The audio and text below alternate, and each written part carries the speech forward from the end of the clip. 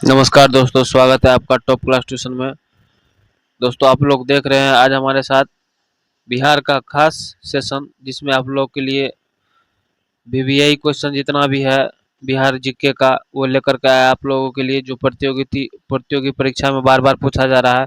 चाहे वो आरआरबी का हो कोई भी एग्जाम, चाहे वो एनटीपीसी का कोई भी एग्जाम हो, चाहे ग्रुप डी का कोई भी एग्जाम हो, एसएससी हो, बीपीएससी टीचर हो या बीपीएससी लोक सेवा आयोग हो। दोस्तों, इसमें आप लोग को ये क्वेश्चन बहुत ही मददगार साबित होगा आप लोग के लिए। तो आई होप कि आप लोग इस सेशन को जरूर लास्ट तक देखिए, और अगर अच्छा लगे तो चैनल को सब्सक्राइब करके जरूर लाइक कीजिएगा। बढ़ते हैं क्वेश्चन की ओर। क्या कर रहा है एक नंबर क्वेश्चन में, वो देखिए ध्यान से। क्वेश्चन एक नंबर क्या कर रहा है, बिहार की प्रथम महिला राज्यपाल कौन थी? राबड़ी देवी, रमनदीप कौर, राम दुलारी सिन्हा या मृदुला सिन्हा? तो इसका सही जवाब, करेक्ट जवाब हो जाएगा राम दुलारी सिन्हा। बिहार की प्रथम राज्यपाल, महिला राज्यपाल जो थी, राम दुलारी सिन्हा थी। कौन थी? राम दुलारी सिन्हा थी। ये जो थी 1989 ईस्वी में बिहार की राज्यपाल पद का कार्यभार संभाली थी। कब? 1989 में। ठीक है, 1989 में। क्वेश्चन नंबर 2 पे चलते हैं। बिहार का कौन सा शहर बुद्ध का नगर कहा जाता है? किसका नगर? बुद्ध का नगर। गया, वैशाली, बोध गया, राजगीर? तो इसका सही जवाब क्या हो जाएगा? Bodh Gaya. Option number C. Option number C आप लोग का करेक्ट जवाब हो जाएगा। ऑप्शन नंबर सी, बोध गया जो है वो गौतम बुद्ध का एक अच्छा शहर कहा जाता है। गौतम बुद्ध के नाम से जाना जाता है उस शहर को, बोध गया को। यही गौतम बुद्ध को पीपल वृक्ष के नीचे ज्ञान की प्राप्ति हुई। किसकी प्राप्ति हुई थी? ज्ञान की। क्वेश्चन आता है दोस्तों कि भगवान बुद्ध को ज्ञान की प्राप्ति कहाँ हुई थी? तो बोध गया में हुई थी। ठीक है, प्रथम उपदेश कहाँ दिया था? तो नेपाल के लुम्बिनी में दिया था। ठीक, सॉरी दोस्तों, नेपाल के लुम्बिनी में नहीं दिया, तो वहां पे जो है उनकी एक मिनट दोस्तों, जो है आप लोग को एक मिनट, सारनाथ में प्रथम उपदेश दिया था भगवान बुद्ध ने। और बोध गया में क्या हुआ था? बोध गया में ज्ञान की प्राप्ति हुई थी। किसकी प्राप्ति हुई थी? ज्ञान की प्राप्ति हुई थी। कहाँ पर? बोध गया में। ठीक है, चलते हैं अगले क्वेश्चन की ओर, 3 नंबर क्वेश्चन की ओर। बिहार का राजकीय फूल कौन सा है? सूरजमुखी, गुलाब, गेंदा या फिर कमल? तो बिहार का राजकीय पुष्प की अगर बात करें तो गेंदे का फूल हो जाएगा, जो हमारे बिहार में सबसे अधिक मिलता है और बड़ा मनमोहक भी है। ठीक है, किसी भी पार्टी फंक्शन हो या कोई भी काम हो तो गुलाब गेंदा का फूल से स्वागत किया जाता है और उसको डेकोरेट किया जाता है। इसलिए बिहार का राजकीय पुष्प कहा जाता है गेंदा को। बिहार में लोरिया नंदनगढ़ स्तूप, क्या कर रहा है? लोरिया नंदनगढ़ स्तूप किसने बनवाया था? अशोक, चंद्रगुप्त मौर्य, हर्यक वंश, समुद्रगुप्त ने? तो किसने बनवाया था? ऑप्शन नंबर ए, अशोक ने बनवाया था। कौन बनाया था? बनवाया था अशोक ने बनवाया था। ठीक है, नेक्स्ट क्वेश्चन चलते हैं। 5 नंबर में क्या पूछा गया है? बिहार में विद्यापति किस भाषा के कवि थे? विद्यापति जो थे वो किस भाषा के कवि थे? हिंदी के, भोजपुरी के, मैथिली के या फिर संस्कृत के? तो विद्यापति किसके थे? मैथिली के कवि माने जाते थे। ठीक है, ये मैथिली के कवि और या जनक जिसको कहा जाता है, जनक कहिए कि कवि, उसका कवि कहिए, उत्पत्तिकर्ता कहिए। बिहार की किस नदी को बिहार की गंगा कहा जाता है? बिहार की गंगा, सोन, कोसी, बागमती या फिर गंडक को? तो बिहार की गंगा कोसी नदी को कहा जाता है और शोक नदी भी कोसी को कहा जाता है। हालांकि ये कोसी नदी उपजाऊ भूमि भी जब भी आती है बिहार में बाढ़ लेकर के, तो उसके साथ साथ उपजाऊ भूमि भी लेकर के ये आती है हमारे लिए। ठीक है, जिसके कारण हमारे बिहार में जो है खेती बाड़ी अच्छे से होती है।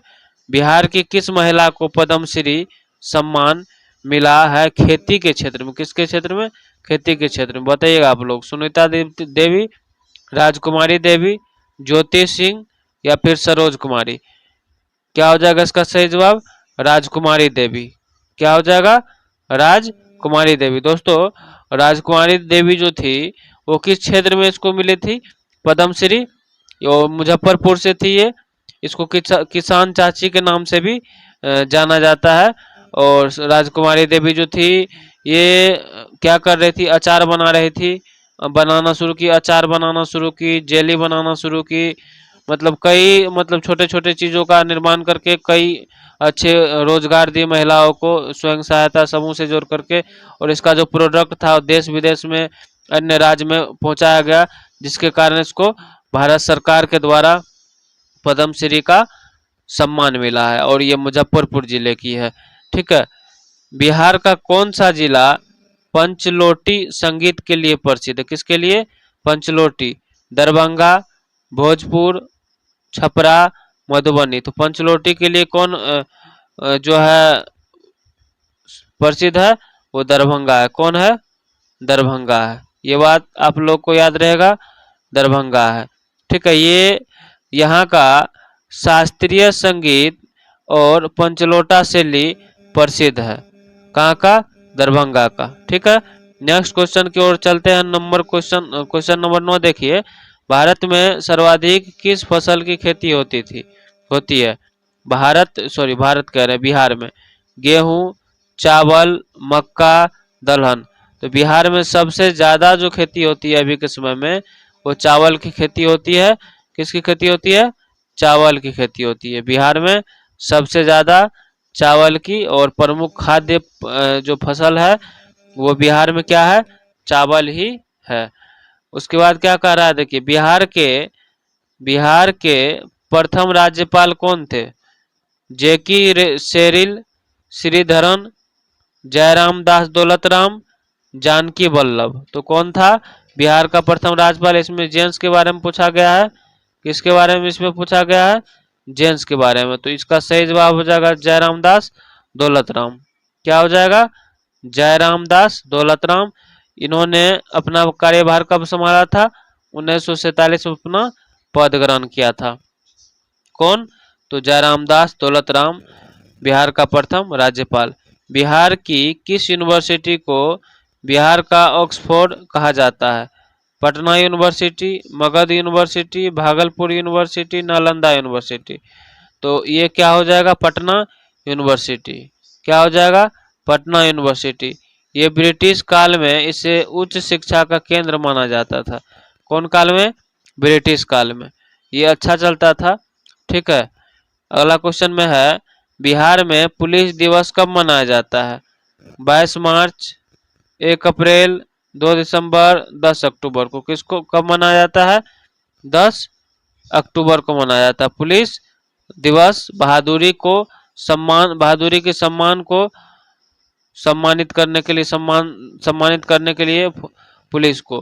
कुंवर सिंह किस विद्रोह से जुड़े हुए थे? 1857 की क्रांति, या फिर 1942 की क्रांति, 1930 या 1920। तो भगत सिंह जो जुड़े हुए थे 1857 की क्रांति से जुड़े हुए थे। 1857 की क्रांति से जुड़े हुए थे भगत सिंह। ठीक है। इसे सिपाही विद्रोह के भी नाम से जाना जाता है इस क्रांति को। बिहार में कौन सा स्टेशन सबसे व्यस्त स्टेशन है? गया, मुजफ्फरपुर, पटना जंक्शन या फिर बक्सर।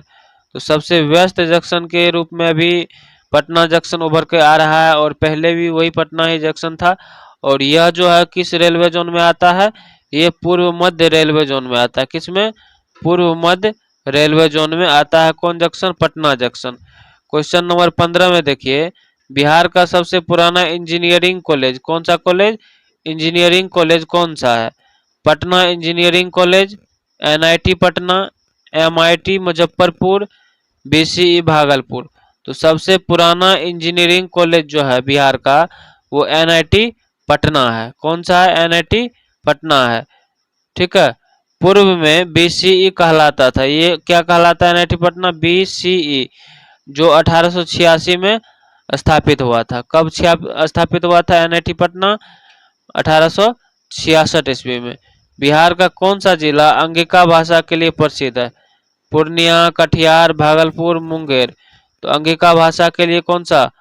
भागलपुर प्रसिद्ध है। अभी अंगिका भाषा के लिए भागलपुर क्षेत्र में अक्सर ये भाषाएं बोली जाती है। कौन सी भाषा है? मैथिली के जैसा ही ये दोस्तों भाषा होता है, लेकिन इसका नाम अगर पूरा सही सही अगर आपको बताएं तो जो नाम होता है इसका वो अंगिका होता है। बिहार में पक्की रेल योजना, रेखा योजना किससे संबंधित है? जल, सड़क, खेती, शिक्षा। तो पक्की जो रेखा योजना है वो सड़क से, किससे? सड़क से। ये गांव को मुख्य मार्गों से जोड़ने की एक योजना है, गांव को मुख्य मार्ग से जोड़ने की एक घटना है। बिहार में गंगा जल परियोजना का उद्देश्य क्या है? बिजली उत्पादन, सिंचाई उत्पादन, पौधों का पानी उपलब्ध कराना, या फिर पर्यटन। तो बिहार में गंगा जल परियोजना जो है पीने का पानी उपलब्ध कराना, क्या है? पीने का पानी उपलब्ध कराना, इसीलिए प्रोजेक्ट लाया गया है। बिहार के किस जिले में काली मंदिर पावापुरी प्रसिद्ध है? गया, नवादा, नालंदा, मुजफ्फरपुर। इसका सही जवाब हो जाएगा नालंदा। क्वेश्चन नंबर 19 में क्या हो जाएगा? पावापुरी में महावीर स्वामी को निर्माण की प्राप्ति हुई थी। किसकी प्राप्ति हुई थी? महावीर स्वामी को निर्माण की प्राप्ति हुई थी। कहाँ पर? पावापुरी में। बिहार का कौन सा जिला शहद उत्पादन के लिए प्रसिद्ध है? शहद उत्पादन के लिए कौन सा जिला प्रसिद्ध है? समस्तीपुर, मधुबनी, मधेपुरा, गया। तो शहद उत्पादन के लिए कौन सा जिला प्रसिद्ध है? मधुबनी जिला प्रसिद्ध है। ठीक है, नेक्स्ट क्वेश्चन की ओर चलते हैं। 21 नंबर क्वेश्चन में क्या पूछा गया है, देखिए। बिहार में किस स्थान पर हरिहर क्षेत्र मेला लगता है? सोनपुर, वैशाली, पटना, गया।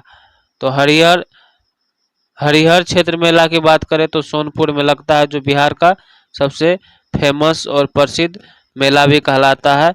यह विश्व का सबसे बड़ा पशु मेला भी कहलाता है। पशु मेला अगर विश्व का कहा जाए, देखिए दोस्तों, किसका? विश्व का अगर पशु मेला अगर कहा जाए तो कौन सा है? सोनपुर का मेला। कहाँ का मेला? सोनपुर का मेला। ठीक है, अगले क्वेश्चन की ओर चलते हैं। क्वेश्चन नंबर 22 में पूछा गया है, बिहार में मुख्य रूप से कितनी नदियां हैं? तो बिहार में मुख्य रूप से 10 प्लस नदियां हैं। ठीक है, जिसमें 10 नदियां में कौन कौन नदी है? कौन कौन नदी है? गंगा, कोसी, गंडक, सोन, बागमती आदि प्रमुख है। ये सब तो प्रमुख है, लेकिन इसके अलावा भी कई सारे नदी है, लेकिन 10 प्लस नदी। बिहार में बिहार म्यूजियम कहाँ स्थित है? बिहार म्यूजियम कहाँ स्थित है? पटना, राजगीर, बोधगया, गया। तो ये कहाँ पर स्थित है? पटना में। कहाँ पर स्थित है? पटना में। यह आधुनिक संग्रहालय बिहार की सांस्कृतिक विरासत को दर्शाता है। ये बात सत्य है। ठीक है, बिहार में मौर्य साम्राज्य की राजधानी कहाँ थी? वैशाली, पाटलिपुत्र, मगध, नालंदा। मौर्य साम्राज्य की जो राजधानी थी वह कहाँ थी? वो पाटलिपुत्र थी। बिहार में मौर्य साम्राज्य की राजधानी कहाँ थी? पाटलिपुत्र थी। ठीक है, किसकी राजधानी? मौर्य साम्राज्य की। बिहार सरकार की मुख्यमंत्री कन्या उत्थान योजना, कौन सी योजना? कन्या उत्थान किससे संबंधित है? लड़कियों की शिक्षा, खेल, कृषि, रोजगार। तो ये लड़कियों की शिक्षा से संबंधित है, मुख्यमंत्री कन्या उत्थान योजना। अच्छा, इस योजना के अंतर्गत होता क्या है वो देखिए। लड़कियों की शिक्षा, ये लड़कियों को इंटर और स्नातक पास करने पर नगद प्रोत्साहन मिलता है। नगद प्रोत्साहन मिलता है। मैट्रिक में 10th में जो है वो आपको 10,000 मिलता है लड़की को। सेकेंड पे फर्स्ट 1000 मिलता है, फर्स्ट पर 15,000 मिलता है। ठीक है, तो ये बात आप लोग इंटर में भी मिलता है 25,000। फिर ग्रेजुएशन स्नातक में आजकल 50,000 कर दिया है। ठीक है, स्नातक में 50,000 कर दिया है। तो अगर ये दोस्तों आप लोग को ये सेशन अच्छा लगा हो तो हमारे चैनल को सब्सक्राइब करके और लाइक बटन जरूर दबाइएगा, ताकि हम आपको आगे जो वीडियो लाए, जो क्लास लाए आप लोग के लिए, उसकी नोटिफिकेशन आप तक पहुंच सके और आप लोग फिर अच्छे से हमारे सेशन को अपने जीके को मजबूत करने के लिए देख सके। तो अब आप लोगों से विदा चाहते हैं, मिलते हैं फिर अगले नेक्स्ट सेशन में। तब तक आप लोग अपना ख्याल रखिए, अपने माता पिता का ख्याल रखिए। धन्यवाद, जय हिंद।